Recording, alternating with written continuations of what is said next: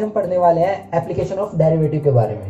Application of derivative 12th class का शायद सबसे ज़्यादा डिफिकल्ट टॉपिक यही होता है बच्चों के लिए, लेकिन आज हम इसे सीखते हैं। चलिए एक आसान तरीके से सीखते हैं। चलिए स्टार्ट करते हैं। तो एप्लीकेशन ऑफ डेरिवेटिव हम पहला टॉपिक लेते हैं अपना tangent and normal.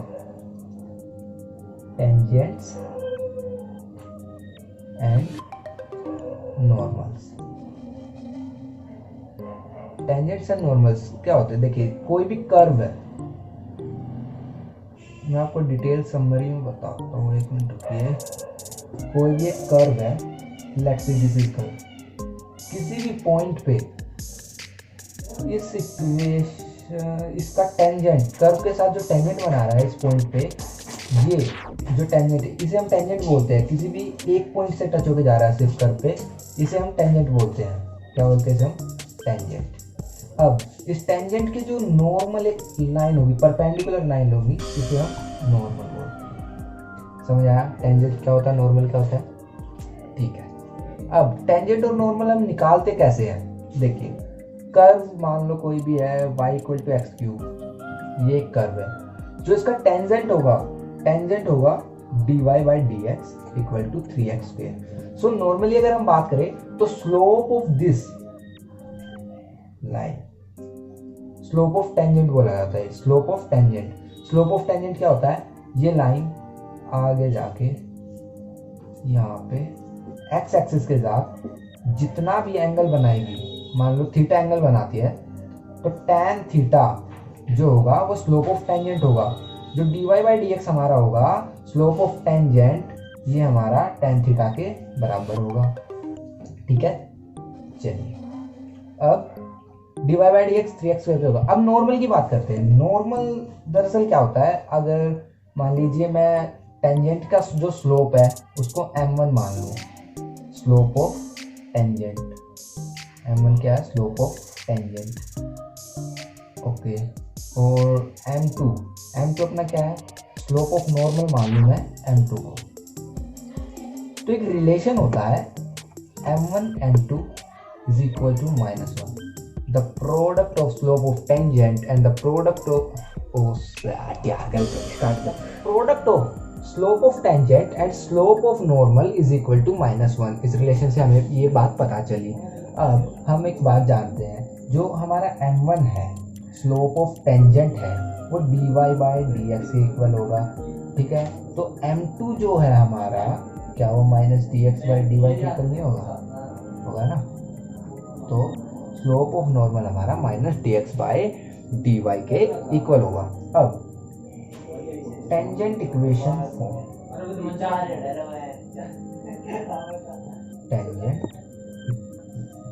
Equation of tangent भी बोलते हैं इसे हम, या टेंजेंट इक्वेशन फॉर्म भी बोल सकते हैं। इक्वेशन ऑफ टेंजेंट ये बोल सकते हैं हम इसे, equation of tangent. Equation of tangent क्या होती है? मान लो ये पॉइंट कोई है x1 एंड y1, तो इक्वेशन ऑफ टेंजेंट क्या होगी? y - y1 = dy/dx at the point x1 and y1 into x - x1। ये होगी हमारी इक्वेशन ऑफ टेंजेंट। एंड जो इक्वेशन ऑफ नॉर्मल होगी, हमारी इक्वेशन ऑफ नॉर्मल होगी वो होगी y - y1 = -dx/dy at the point x1 and y1 at x - x1। ये होगी हमारी इक्वेशन ऑफ नॉर्मल। तो ये कॉन्सेप्ट था टेंजेंट्स एंड नॉर्मल्स का। अब हम इनकी लेंथ्स निकालेंगे। अभी मैं आपको पूरी डेरिवेशन दिखाता हूँ, एक सेकंड। ये देखिए अगला टॉपिक हमारा है लेंथ ऑफ टेंजेंट्स, नॉर्मल्स, सब टेंजेंट एंड सब नॉर्मल।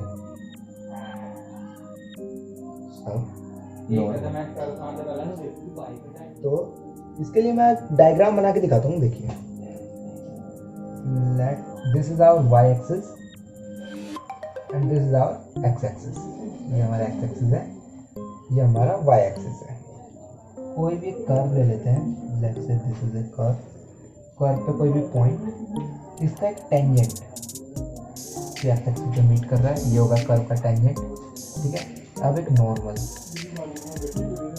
ये होगा कर्व का इस पॉइंट पे नॉर्मल जो टेंजेंट के परपेंडिकुलर होता है, ये बात हमें सबको पता है, ठीक है।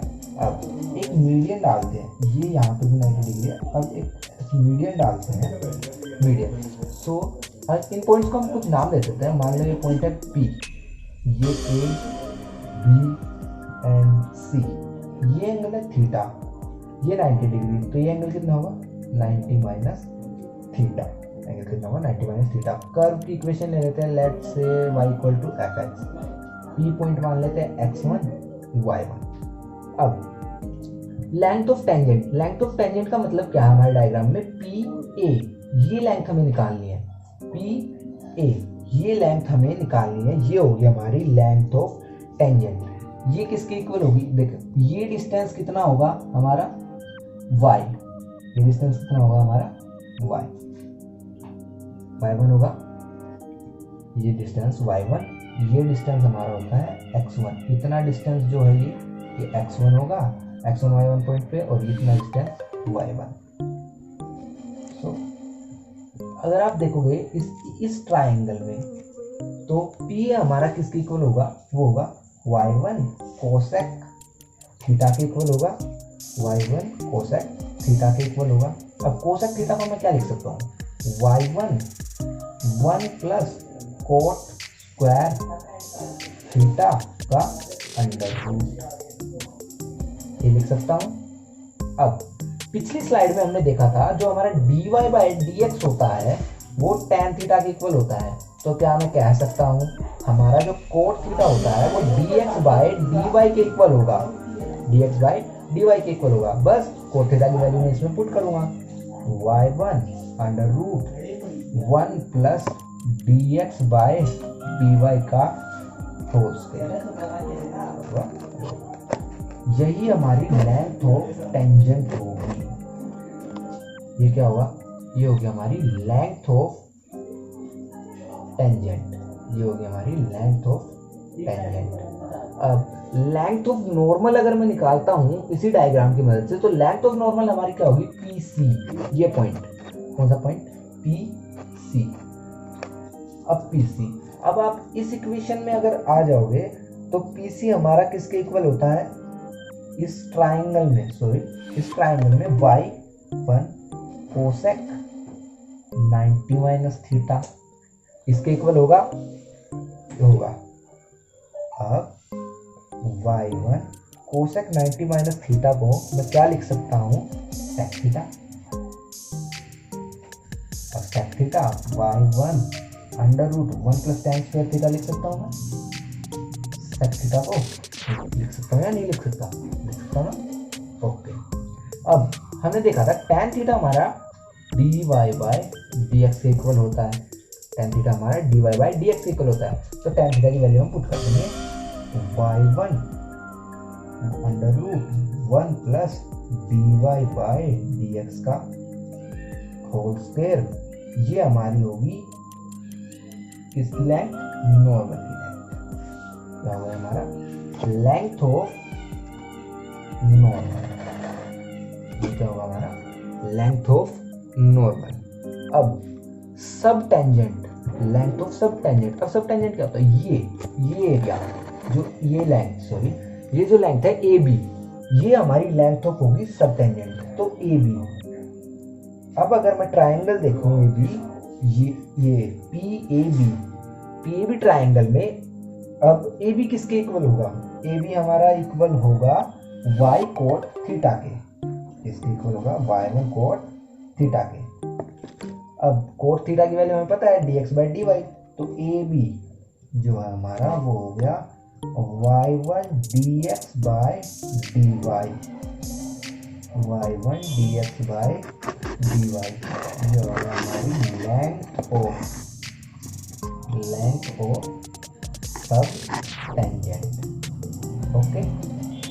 या अब लेंथ ऑफ सब नॉर्मल, ये एरिया BC, ये लेंथ BC निकालनी है, तो BC हमारी किसकी इक्वल होगी, अगर हम ये ट्राइंगल ले लेते हैं PBC, इस ट्राइंगल को लेते हैं तो हमारी होगी ये y1 cot 90 माइनस थीटा के equal, y1 cot 90 minus theta के इक्वल होगी। अब cot 90 माइनस थीटा क्या होता है, tan थीटा, तो y1 tan theta.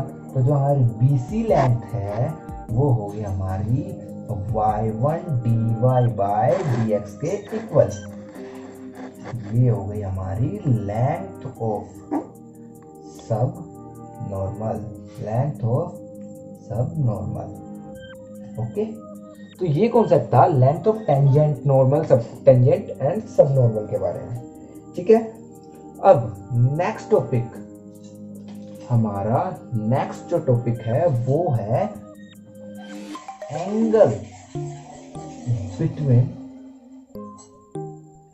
Between the two curves. दो कर्व्स के बीच में एंगल हम कैसे निकाल सकते हैं, ये हमारा नेक्स्ट टॉपिक है। अब दो कर्व मान लीजिए, लेट कर लीजिए, ये कोई कर्व है C1, ठीक है, ये कोई कर्व है C2, ठीक है। अब इस पॉइंट पे इसका टेंजेंट है ये,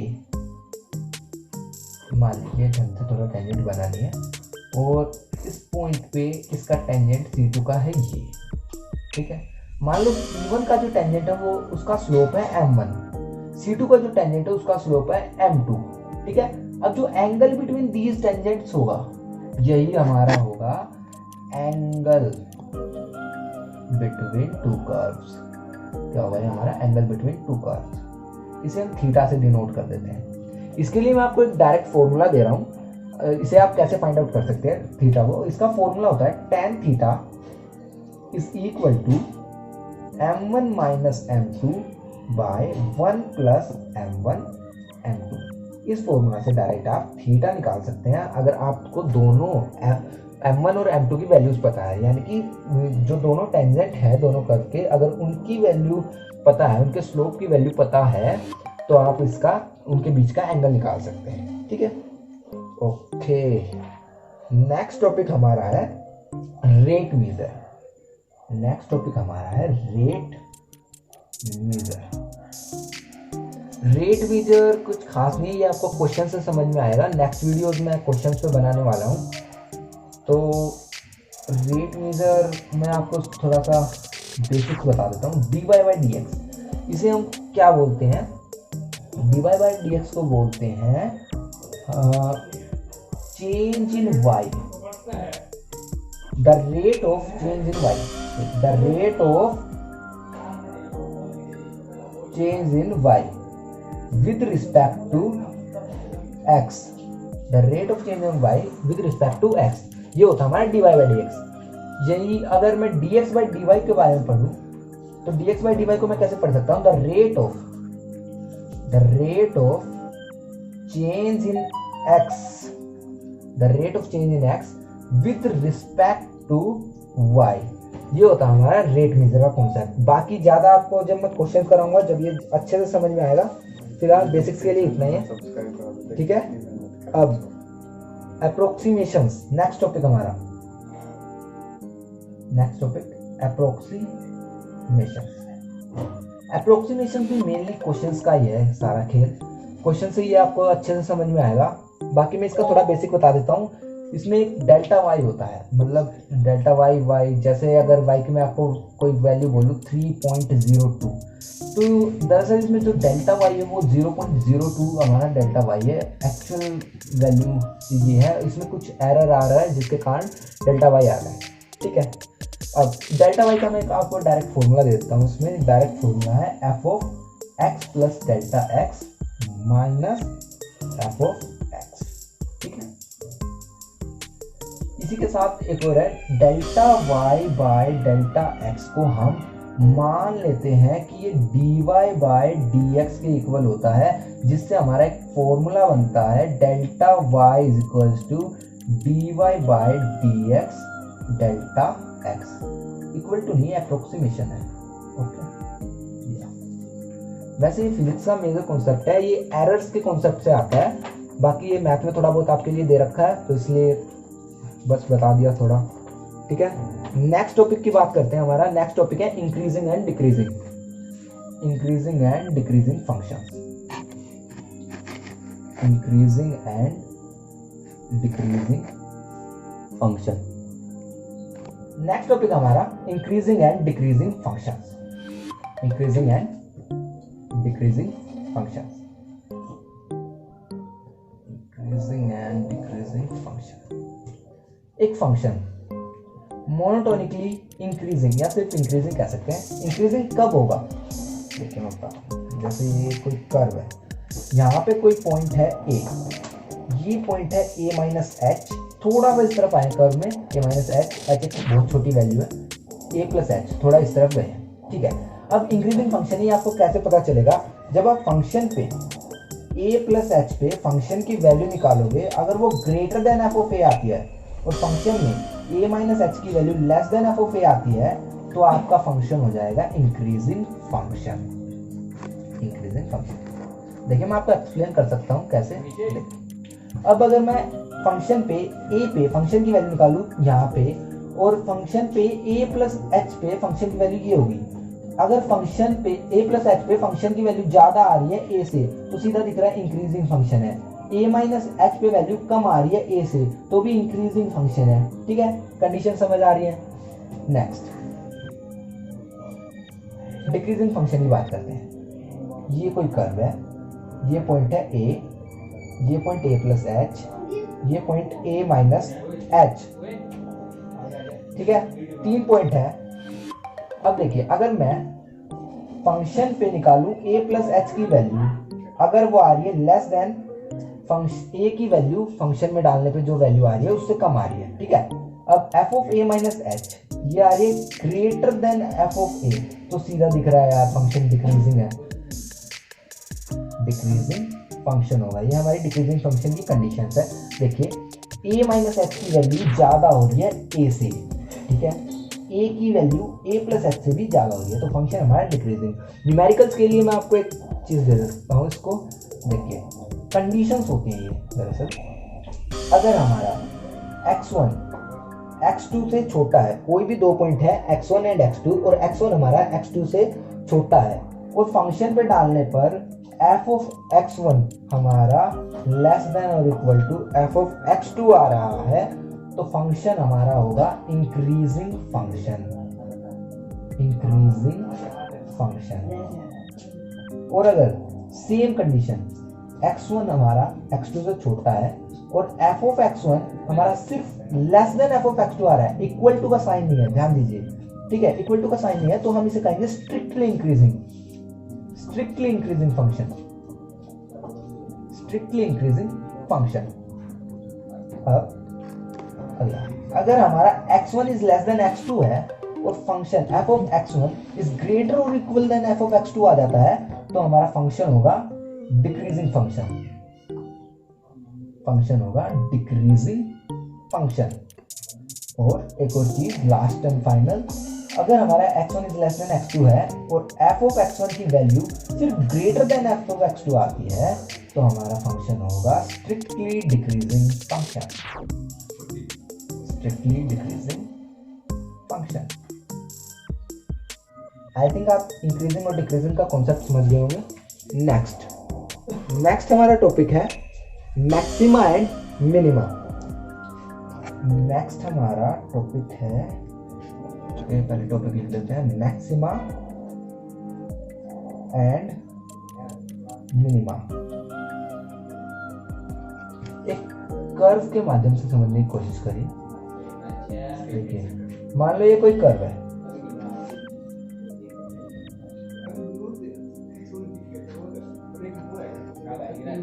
ये कोई कर्व है, ठीक है। अब इस पे 2 मैक्सिमा दिख रहे होंगे, 2 ये पॉइंट दिख रहे होंगे जहां पे dy by D x slope, जो यहाँ पे स्लोप आ रहा है वो पैरेलल हो रहा है, यानी dy बाई डी एक्स यहाँ पे 0 आ रहा है, या फिर अगर मैं फंक्शन की फॉर्म में कहूँ तो f dash x equal to हमारा 0 हो रहा है। 2 पॉइंट, एक ये भी 3 पॉइंट दिख रहे होंगे, तो ये नीचे की ओर, तो 3 पॉइंट है हमारे पास।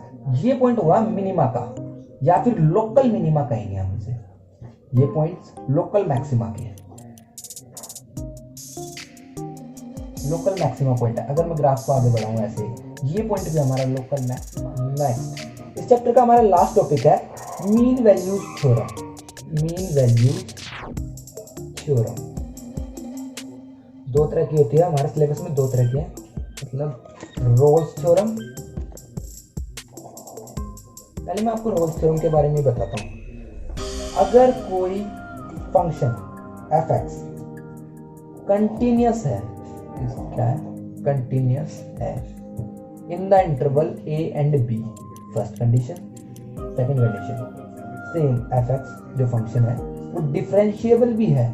अगर हमारा फंक्शन a से b में डिफरेंशिएबल भी है तो अकॉर्डिंग टू रोल्स थ्योरम क्या होगा। और तीसरी कंडीशन एक और है इसके लिए कि अगर हमारा function f of a, function में जब हम a की वैल्यू डालते हैं इक्वल टू होता है f ऑफ b, यानी फंक्शन में हम जब b की वैल्यू डालते हैं तो हमारे पास एक नंबर होगा f' such that it is equal to 0। ये हमारी क्या कहती है, रोल्स थ्योरम ये कहती है हमारे बारे में। अब LMVT, इसके बारे में आप लोगों ने सुना ही होगा, Lagrange's mean value theorem. Lagrange's mean value theorem, ये थ्योरम क्या कहती है, ये भी लगभग रोल्स थ्योरम की तरह है। इसकी दो कंडीशन रोल्स थ्योरम की तरह ही सेटिस्फाई होती हैं। पहली कंडीशन है एक फंक्शन है f(x) जो कंटिन्यूअस है close bracket a to b में, close bracket a to b में। सेकंड कंडीशन है एक फंक्शन, वही फंक्शन f(x) डिफरेंशिएबल है open bracket a to b में, open bracket a to b में। इसके पास तीसरी कंडीशन नहीं होती, डायरेक्ट बस दो कंडीशन सेटिस्फाई होती हैं। इसके बाद हमारे पास एक नंबर होता है a to b के बीच में c, such that f' is equal to f of b minus f of a upon b minus a। ये होती है हमारी लैग्रेंजेस मीन वैल्यू थ्योरम। सो आज के लिए इतना ही। ये था हमारा एप्लीकेशन ऑफ डेरिवेटिव का थ्योरी पार्ट। ओके गाइस, अगर आपको वीडियो पसंद आई हो तो प्लीज़ लाइक करना, सब्सक्राइब करना और कमेंट भी करके जाना आपको कैसी वीडियो लगी। Bye, thank you.